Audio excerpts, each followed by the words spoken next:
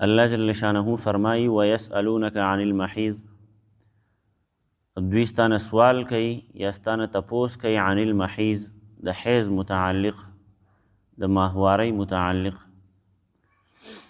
قل هو اذن، ته ورته ووایه چې دا یو ګندګي ده او یا یو بیماری ده.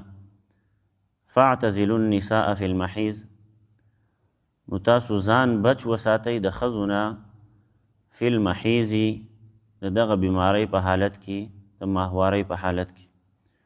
ولا تقربوهن، او تاسو مه ورنږدې کیږئ دغه ښځو ته حتی یطهرن، تر هغه وخته پورې چې دوی پاکې شي له دغه بیمارۍ نه. فاذا تطهرن، بس چې کله دوی بیا پاکې شي له دغه بیمارۍ نه، نو فأتوهن من حیث امرکم الله، نو تاسو ورتلل کوئ دغو ته یا تاسو ورځئ دغه ښځو ته من حیث د هغه ځای نه امرکم الله چې د کم ځای نه حکم کړی دی الله جل شانه تاسو ته. ان الله، بېشکه الله جل شانه یحب التوابین، خوښوي توبه ویستونکو لره، ویحب المتطهرین، او خوښوي پاک خلک. دا یو اهمه مسله ده. په اوله زمانه کې صحابه کرام به ډېر زیات شرمېدل، نو د پیغمبر علیه صلات وسلام نه تپوس نشو کولی دې مسلې متعلق، ځکه حیا وه ډېره زیاته.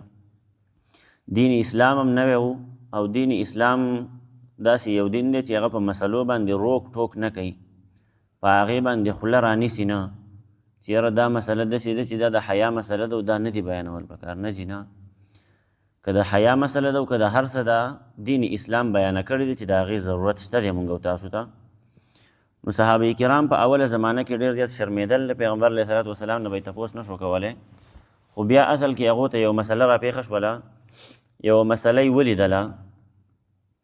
یهودیان چې کوم په هغه زمانه کې، نو دې یهودیانو به د دې خپلو بیبیانو سره د دغه ماهوارۍ په حالت کې د دې خواله به نه ورتلل، د دې خپلو ښځو خواله به نه ورتلل چې کله به دغه بیماري راله. او دونه زیات نفرت به یې ترې کوو چې تاسو ته ما ویلي دې متعلق مخکې هم چې دې یهودیانو به دا ښځې د ځان نه جدا کړې، مکمل به یې د ځان نه جدا کړې، او د ځان سره به یې په یو ځای باندې خوراک څښاک ته نه کېنولي، د ځان سره به یې په یو کمره کې نه اوسولي. ډېر زیات نفرت به یې ترې کوو، او د هغو د لاس نه به یې څه څیز هم نه راغستو، د هغو د لاس خوراک به یې هم نه کوو، د هغو د لاس نه به یې اوبه هم نه اخیستلې، هغه به یې نه څښلې، په هغو باندې به یې کارونه هم نه کول، ځای به یې پې هم نه جارو کوو، لوښي موښي به یې پې هم نه اینځل، او نور دغسې پخلي مخلي به یې پې هم نه کول، دغه یهودیانو. نو صحابه کرامو چې دا معامله ولیدله چې هلکه دا خو څه ناشنا غونته چل دی، دو خو د دې لږې نه یږه جوړه کړې ده. او بل طرف ته عیسایانو او مشرکان د مکې چې کوم، دې خلکو به د دې بیمارۍ په حالت کې د خپلو بیبیانو سره کوروالی کوو، دو به ورسره هر څه کول، یعنی هغه کارونه به یې هم کول چې د کومو نه الله جل شانه منع کړې ده.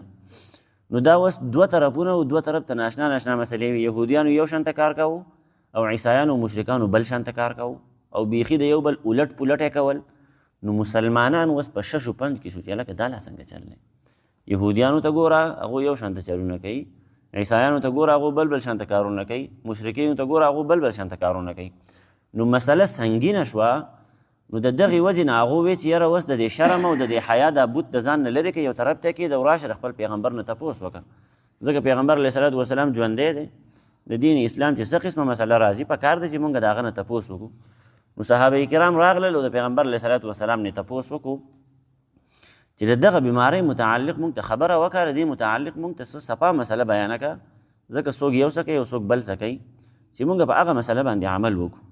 نو الله جل شانه په دغه وخت کې دا آیت را نازل کو، ویسألونک عن المحیض، ستا د ملګري ستا نه د دې بیمارۍ متعلق تپوس کوي، نو ته دو ته د دغې وضاحت وکړه. یو مسله د دې متعلق یاد وساتئ، مخکې الله جل شانه فرمایي ولا تقربوهن حتی یطهرن، تاسو د دغه بیمارۍ په حالت کې د ښځو ته مه ورنږدې کیږئ. نو دا انتهایی د نقصان خبره ده. یو خو شرعي هم دا غلط کار دی، شریعت هم دې ته غلط کار ویلی دی. دویم دا چې په دې کې زمونږ دپاره طبي ډېر زیات نقصانات دي، د انسان بدن ته په دې کې ډېر زیات نقصانات وررسېږي، ناشنا ناشنا بیمارۍ پیدا کېږي، د انسان په وجود کې. لکه سړي ته تې وړه بیماري دا لګي چې د ده په جسم کې سوزش پیدا کیږي، د ده دا جسم به بیا سوځي، او خاص کر هغه آلات چې په کومو سره دغه کوروالی کیږي نو په هغې کې بیا دغه سوزش دا بیماري ولګېږي. په څه باندې پوهېږي؟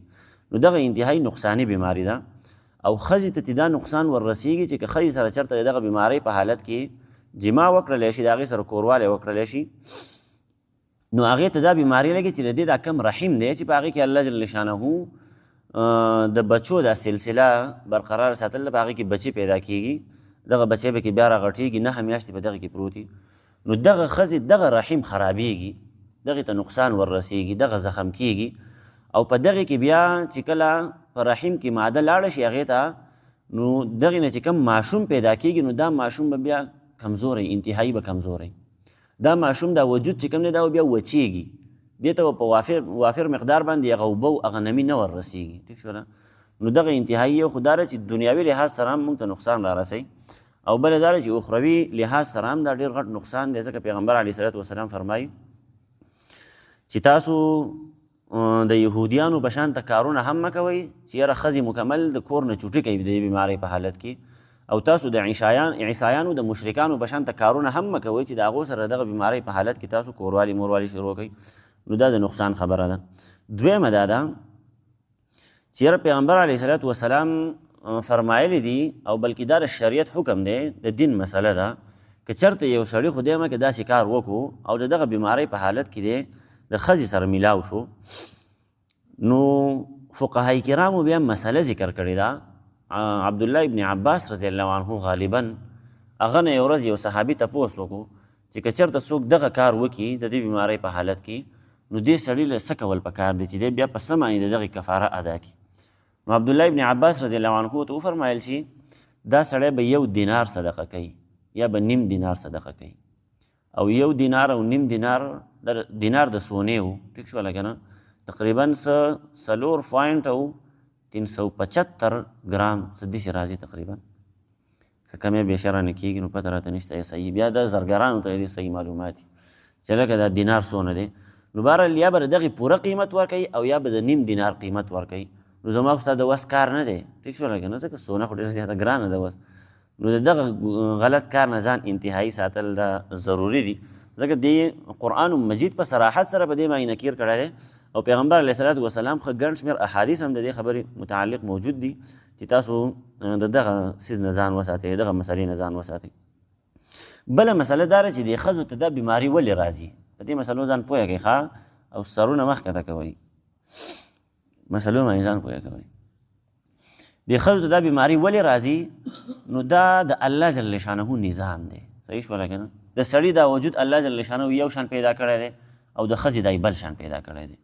د ښځې د وجود ځان له ضروریات دي، او د سړي د وجود ځان له ضروریات دي. دا د ښځې د وجود یو ضرورت دی او د هغې یو حصه ده، ټیک شوله که نه.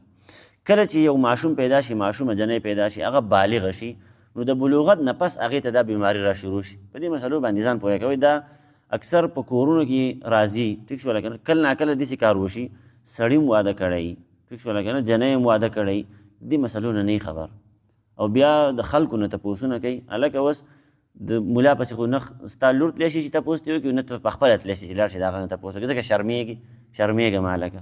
په دې کې د شرم څه دي؟ که شرم پکې وی نو صحابه کرامو به دا مسلې نه بیانولې، که شرم پکې وی نو د عایشې رضی الله عنها د دنیا احادیث د دې مسلې متعلق موجود دي، هغې به د پیغمبر علیه صلات وسلام نه تپوسونه نه کولې. په څه باندې پوهېږي؟ نو شرم مرم پکې نه دی پکار. مقصودی مسله دا ده چې الله جل شانه د ښځې دا وجود داسې پیدا کړلی چې کله دا بالغه شي نو پس د هغې بیا په میاشت کې یو ځل دې ته دا بیماري راځي، ټیک شوله که نه. بیا چې کله ښځه بوډۍ شي، بوډۍ ډېره زیاته کمزورې شي، نو دا بیماري هغې ته بیا نه راځي، د کمزورتیا د وجې نه یا د بوډاوالي د وجې نه. دغه ښځې ته آیسه ویلی کېږي، یعنې مطلب دا دی چې دا د حیض نه مایوسه شي، د دغه بیمارۍ نه دا مایوسه شي.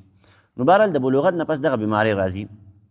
بیا چې کله د دغه ښځې واده وشي، نو د واده نه پس چې کله د دې حمل ټهراو شي، ټیک شوله که نه، رحم ته نطفه لاړه شي، نو د دغې نه پس دا بیماري بیا بنده شي تر 9 میاشتو پورې، ټیک شوله که نه، تقریبا دغه 9 میاشتې مودی د دغې پورې دا بیماري بنده شي. نو دا ولې بندېږي؟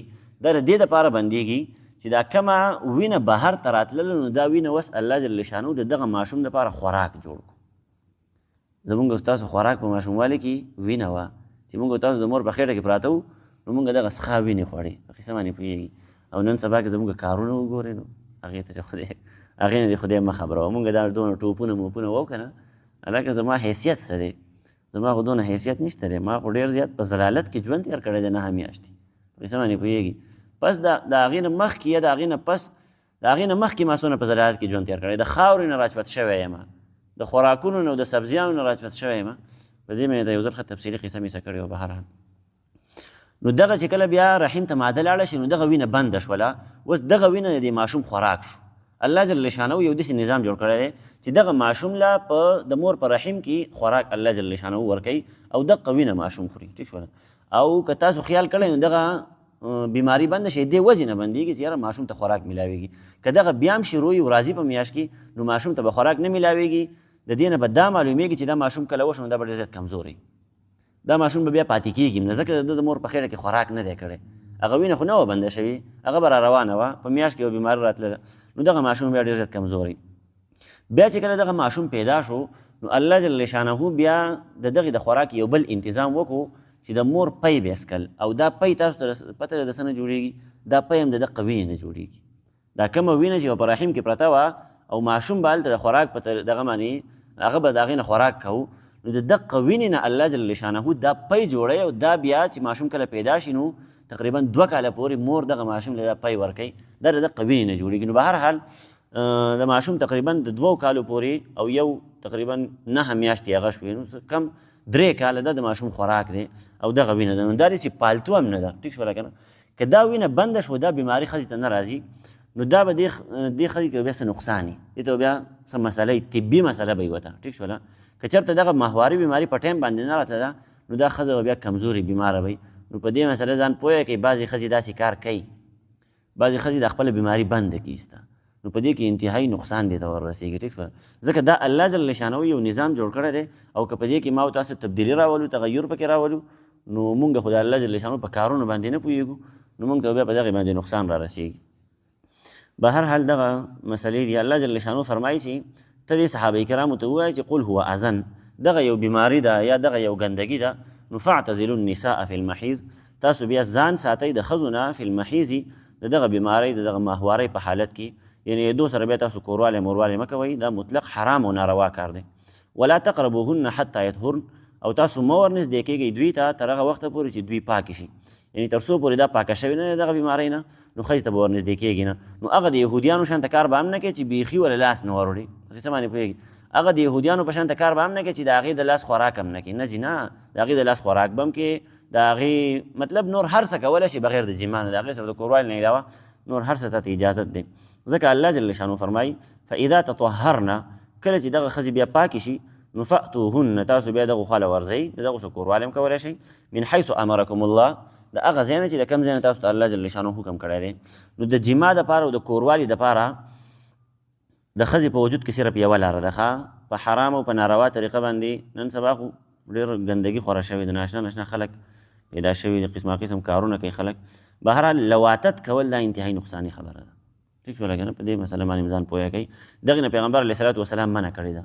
وایي تاسو ته الله جل شانه صرف د یوې لارې اجازت درکړی دی. تاسو صرف په یوه لاره باندې د خپلې کورواله سره کوروالی کولی شئ. د هغې نه علاوه که تاسو نورې لارې لټوئ نو دغه ستاسو دپاره په دنیا کې هم نقصان دی او په آخرت کې هم نقصان دی. په دنیا کې دا چې ګندګي ده او بیماری به پیدا کېږي، او په آخرت کې دا چې الله جل شانو به رانیسي. ځکه د دغې اجازت چاله نه دی ورکړی شریعت چې یاره یو سړی غلط کارونه کوي. نو من حیث امرکم الله، د هغه ځای نه تاسو کوروالی کولی شئ چې د کوم ځای نه تاسو ته الله جل شانو حکم کړی دی. ان الله يحب التوابین ويحب المتطهرین.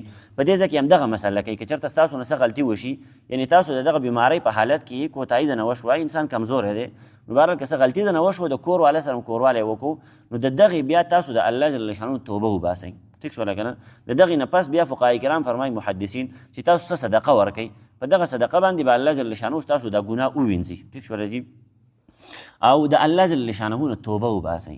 یوازې په صدقه باندې هم دغه کېږئ چې یاره مطمئن شئ بس صدقه مې ورکړې چې بس الله جل شانه معاف کړم. نه جي نه، یوازې په صدقه باندې هم کار نه کېږي، بلکې د الله جل شانه نه به توبه وباسي، ځکه یو غټه ګناه دې کړې ده. او صدقه مې ته وویله چې یاره که چېرته خدای مه کوي سړي نه دغسې غلط کار وشو نو هغه به دا 1 دینار به صدقه کوي، ښه یا 1 دینار او یا نیم دینار، د دغې حساب ولګوئ دا ډېر زیاتې روپۍ راځي.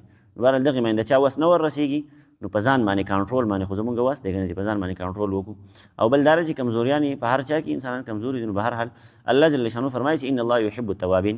که تاسو بیا چېرته توبه وباسئ د غلط کار نه نو الله جل شانه به تاسو ته بخښنه وکړي، او الله جل شانه دغه توبه ویستونکي خلک خوښوي هم. ویحب المتطهرین، خو ګوره توبه خو هم الله جل شانه خوښوي، خو پاک خلک ډېر زیات خوښوي. مطلب دا دی ګندګۍ نه ځان ساتئ، د غلطو کارونو نه ځان ساتئ. نو بهرحال الله جل شانه یحب المتطهرین، پاک خلک خوښوي.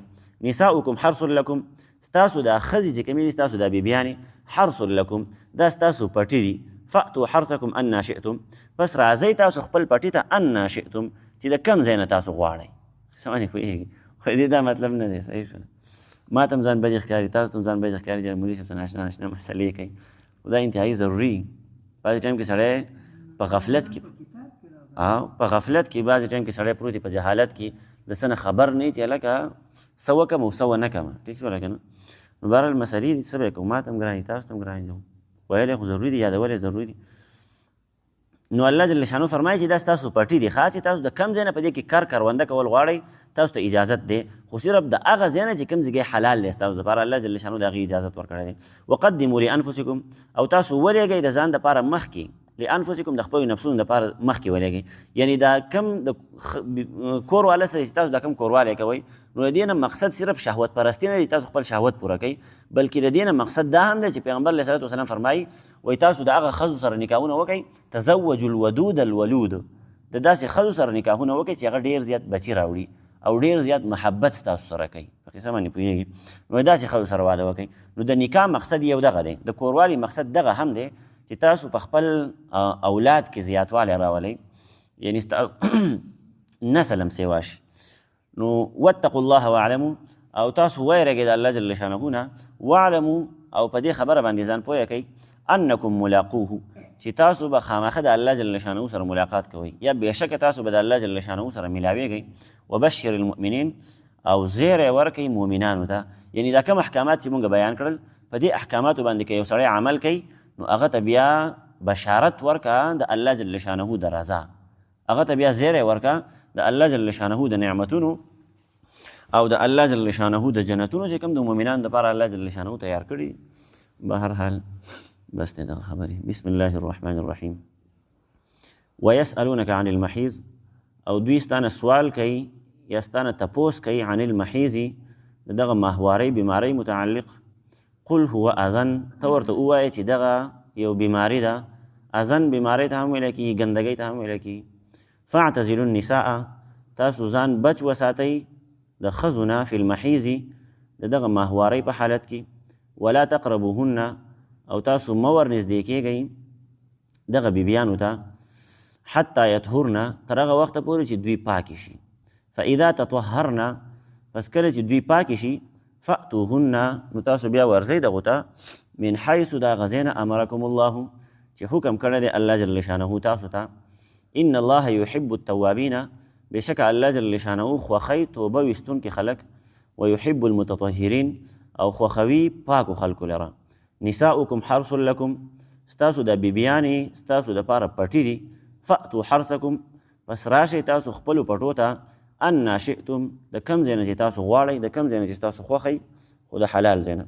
وقدموا لانفسکم، او ولېږئ مخکې لانفسکم د خپلو ځانونو دپاره، د خپلو نفسونو دپاره. واتقوا الله، او ویرېږئ د الله جل شانه نه. واعلموا، او پوه شئ په دې خبره انکم ملاقوه، چې بېشکه تاسو به ملاویږئ د الله جل شانه سره، یا تاسو ملاویدونکي د الله جل شانه سره. وبشر المؤمنین، او تاسو بشارت ورکئ یا بشارت ورکه مؤمنانو لره. صدق الله العظیم.